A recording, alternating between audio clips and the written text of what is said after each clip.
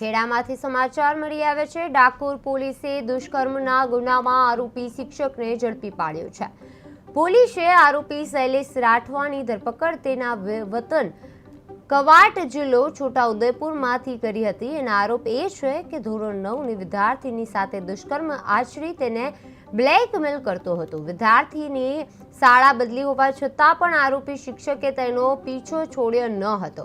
મળતી માહિતી મુજબ જુલાઈ 2025 પછીથી આરોપી ટેલિફોનિક સંપર્ક કરી અને વિદ્યાર્થીનીને ધમકાવી બ્લેકમેલ કરવાનો પ્રયાસ કરતો હતો। સમગ્ર મામલો બહાર આવતા ડાકોર પોલીસે આરોપી વિરુદ્ધ પોક્સો એક્ટ હેઠળ સંબંધિત કલમો હેઠળ ગુનો નોંધી અને આગળની તપાસ હાથ ધરી છે।